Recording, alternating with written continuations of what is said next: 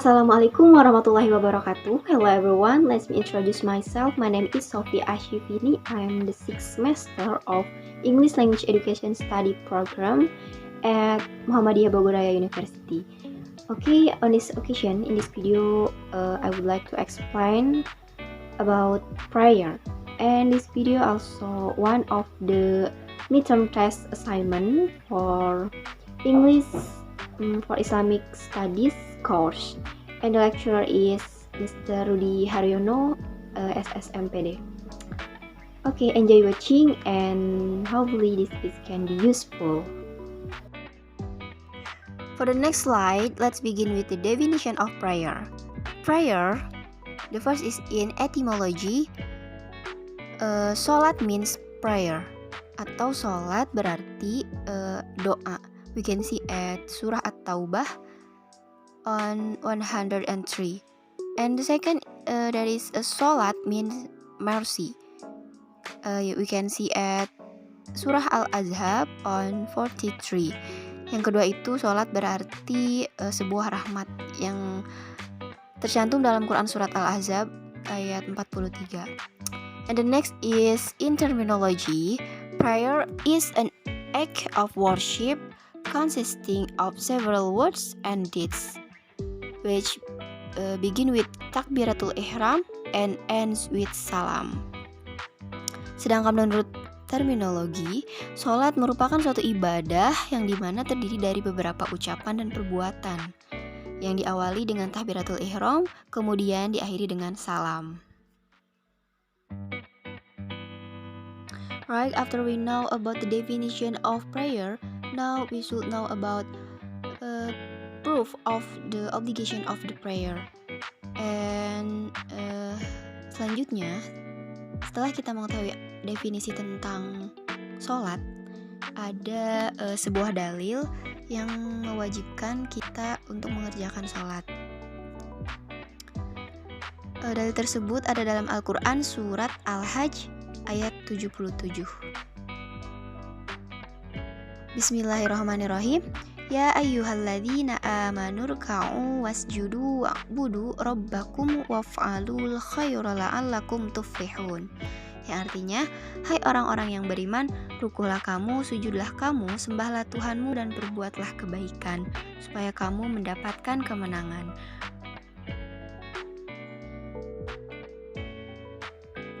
Okay, the next slide is the position of prayer in Islam. Jadi setelah kita mengetahui dalil atas diwajibkannya untuk sholat, kemudian kita akan mengetahui atau mempelajari mengenai bagaimana posisi sholat itu dalam agama Islam.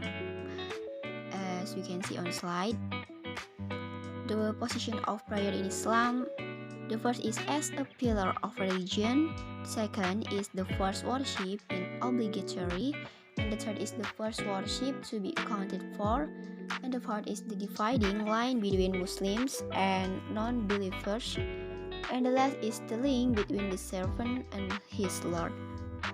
Jadi posisi sholat dalam agama Islam itu yang pertama, sholat itu sebagai tiang agama bagi umat muslim. Yang kedua, sholat juga merupakan amalan pertama yang diwajibkan oleh Allah Subhanahu wa Ta'ala. Yang ketiga, sebagai amalan yang pertama yang dihisab ketika di akhirat kelak. Kemudian yang keempat, dengan sholat itu akan menjadi pembeda antara umat muslim dengan umat non-muslim. Dan yang terakhir, bahwasanya dengan sholat itu bisa menjadi penghubung langsung antara hamba dengan Tuhannya. Well, the next slide, we will discuss about the wisdom from performing prayer. Hikmah dalam mengerjakan sholat. The first is preventing heinous and unjust acts.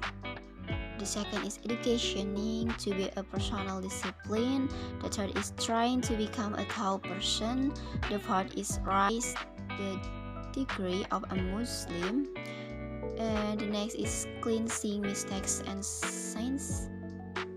And the next is trying life in an orderly and regular. The next is teaches the nature of tawadu. And the last is improve physical health optimally. Hikmah dari disyariatkannya sholat atau dalam melaksanakan sholat, yaitu yang pertama, mencegah perbuatan keji dan mungkar. Hal tersebut tercantum dalam surat Al-Ankabut ayat 45. Yang kedua, mendidik menjadi pribadi lebih disiplin. Kemudian selanjutnya, melatih menjadi pribadi yang tangguh. Ini juga tercantum dalam Quran surat Al-Ma'arij ayat 19 sampai dengan 23. Kemudian meninggikan derajat seorang muslim, membersihkan kesalahan dan dosa, melatih hidup secara tertib dan teratur, mengajarkan sifat tawadu atau rendah hati, dan juga yang terakhir meningkatkan kesehatan jasmani secara optimal. The next is the mandatory conditions in implementing the prayer. The first is Islam, reasonable, baligh, clear from the big and small hadas, and the last is aware. Setelah itu ada syarat wajib dalam melaksanakan sholat. Dalam melaksanakan sholat tentunya yang pertama harus umat Islam atau beragama Islam. Yang kedua, berakal sehat atau artinya tidak gila.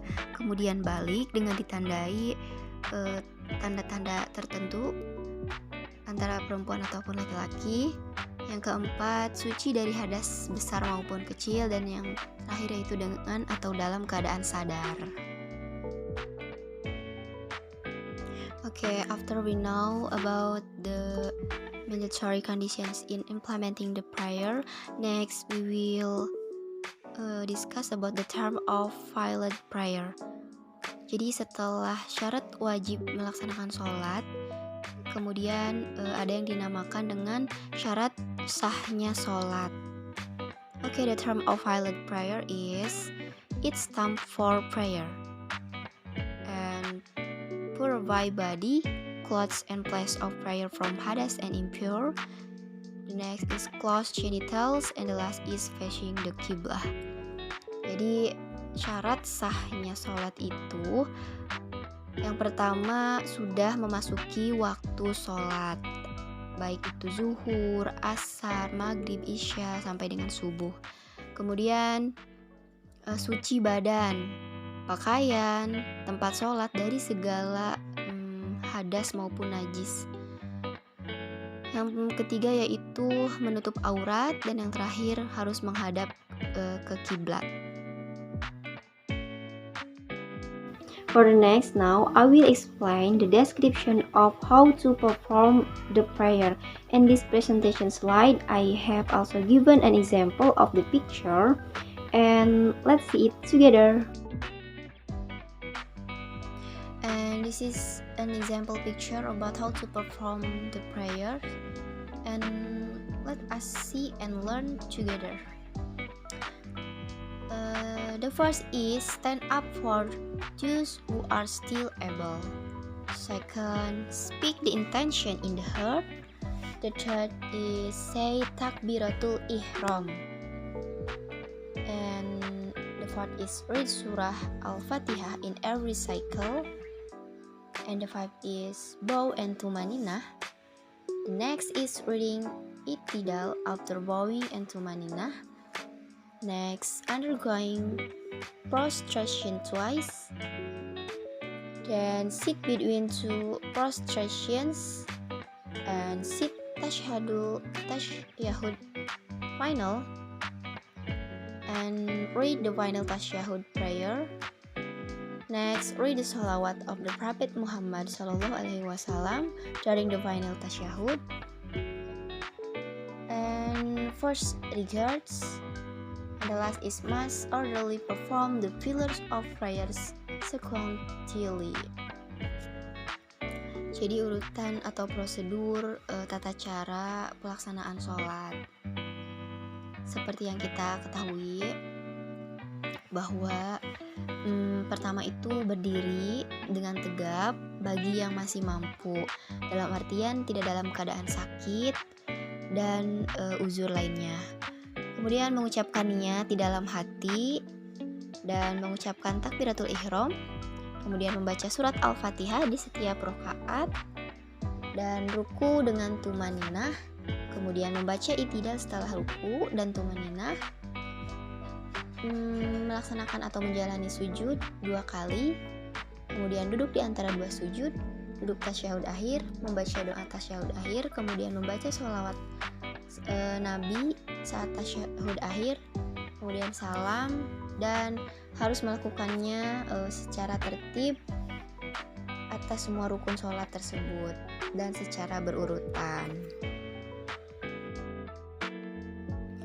Alhamdulillahirrahmanirrahim. Enough from me. I'm so sorry for the mistake and thank you very much for your nice attention. And the last, wassalamualaikum warahmatullahi wabarakatuh.